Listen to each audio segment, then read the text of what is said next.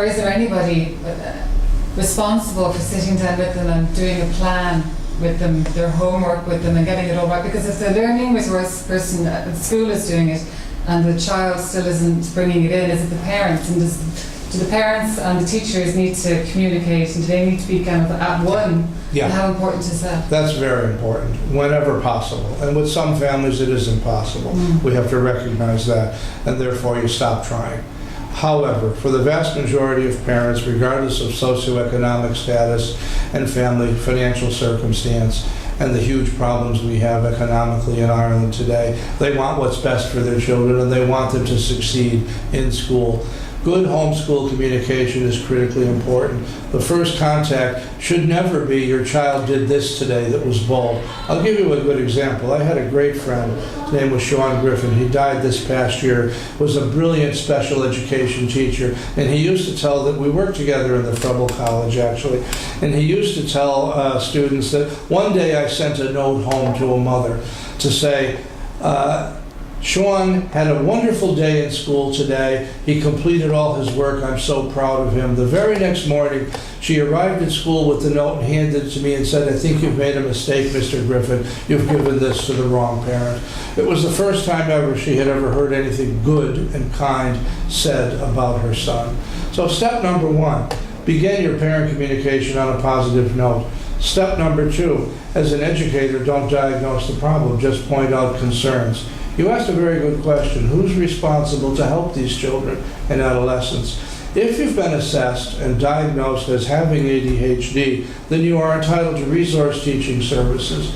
Now, at the primary level, that's relatively easy to source, although getting more complicated as a result of cutbacks. At the secondary level, it becomes quite problematic because of poor availability. But a resource teacher or a learning support teacher should have a kindly attitude and at least minimalistic knowledge about ADHD, so they recognize it isn't the student's fault, it's their brain's fault. Their brain won't let them do some of the things that 93% of all the other students are doing quite successfully, and therefore reach out and help them. If it can't be a learning support teacher or a resource teacher, maybe it can be the school chaplain if there is one, the pastoral care person, the year head, or a teacher who really likes the student who can invest a tiny amount of time, either at the beginning of the school day or at the end. 5 minutes maximum. Do you have all your books? Can I see your homework copybook? Have you written everything down? Oh, let's look in your book bag. Do you have all the books needed to do this amount of homework? Start of every morning, 5 minutes. How did it go last night? Did you get everything done? Oh, you didn't? Okay, well, we'll try to work on that. I'll see if I can talk to Miss O'Brien. Perhaps she'll be a little understanding. Maybe she won't. I can't do it all for you. What does it come down to? Someone who cares. Someone who believes something very simple that we seem to have forgotten as adults. It's important to be kind to children and teenagers, and when you are, they respond to you, and they like you, and they will respect you. But if you are punishing and completely frustrated and stop liking them, they pick that up too. Now, having said all of that, there's a reality base here.